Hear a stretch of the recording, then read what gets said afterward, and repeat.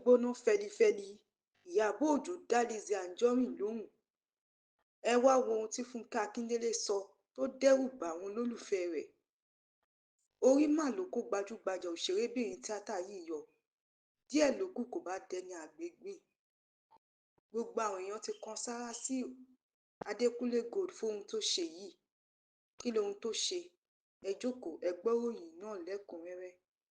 And somebody asked Lizzy Anjorin to come here.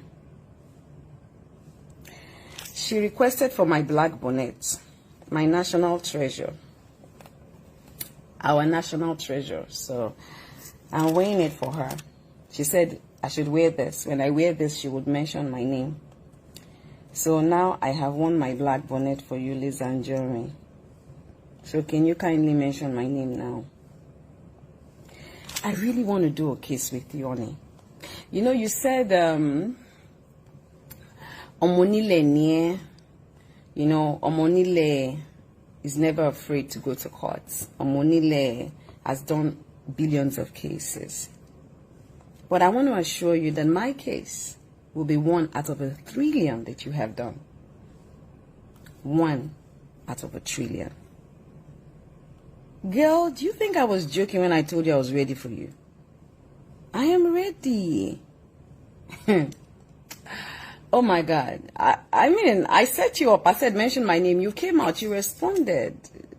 Did like 2 or 3 videos. Everything has been screened, recorded, and, you know, your files just keep growing big and big. You said, I want to settle with you. Mwah. Me, settle with you. Oh God, you wish. You know that's your strategy. You come on social media, you blab, you say a lot of rubbish, and then when they grip you, you start to cry, you start to beg, you start to and then when you now come back, you think I'm telling you will come back on social media and say, I mean, I think leave me, I think Parija, I want your love kaja, lija, ekinikan, you say trial, my love, it's not gonna be that way with me and you, my darling. I don't want to settle with you. I want to lock you up. Or make you pay. In fact, locking you up is not going to do me any good. I want to make you pay. Pay big. You're a billionaire now. You're a billionaire. You have money. This money is plenty. Eh?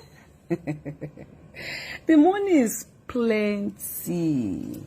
Spend it. Spend that money. Huh? No, owó yìí pọ̀ gan.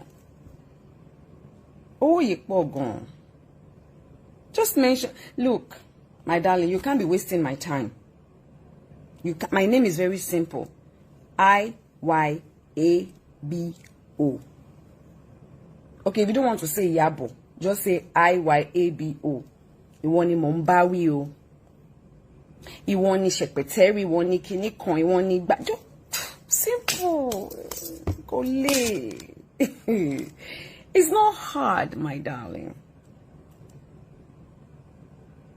I can actually, you know, charge you and sue you and arrest you right now for already responding, even without mentioning my name. But case you don't, case go strong, dada. But case ni kinu.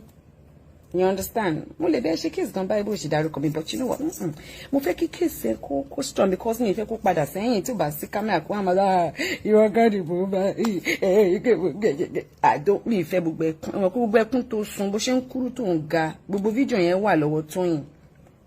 Mo dẹ̀ ti ní kí Tóyìn kó ṣe jẹ́ kí n bá ju sáfẹ́fẹ́ kẹ́nu ẹ̀ tí ẹ kọ́kọ́ rọná, but kò gbà. Mo pé Tóyìn ò like wàhálà. Tóyìn ò like wàhálà. Bèmi ráyè wàhálà. Mo ráyè gan. O request fún black bonnet mi mo dẹ̀ ti fún ẹ báyìí. Ṣé báyìí? Mo ti wọ black kó lè bá match pọ̀, kó lè bá mọ̀ pé ogun yẹn ogun yẹn dé. Mo ráyè. iyọ̀ ayé o pé last time tí mo sọ fún ẹ pé kò dárúkọ o jáde o ṣe ìwọ on a normal day one on one tó bá rí mi má gbé àwọn smello bodyguard yẹ ilé mi ò jìnnà sọ́dọ̀ ẹ̀ náà gbogbo tó ń ṣe yẹn ṣe fẹ́ jáde one on one ọ̀ bí ẹ dá o tó bẹ́ẹ̀ tó ń ṣe yàyẹ àdọ́dẹ ọ pé bó ṣe wà yìí àbí Edo girl àbí Igbo girl àbí Delta girl àbí Yoruba girl my blood mix we no dey make mouth.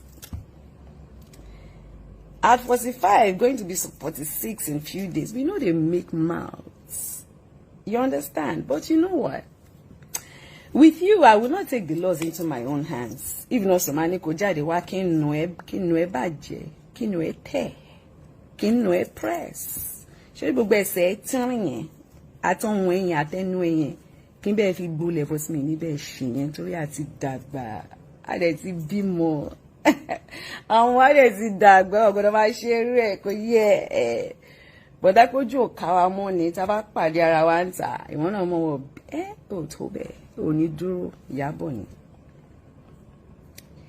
ó mọ̀ pé mi mo jẹ́ kó máa kó bodyguard rìn láti ìgbà yẹn títí di sìn rántí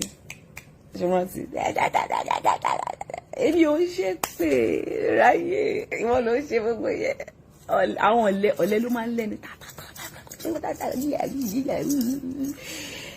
èmi ò ráyè mi ráyè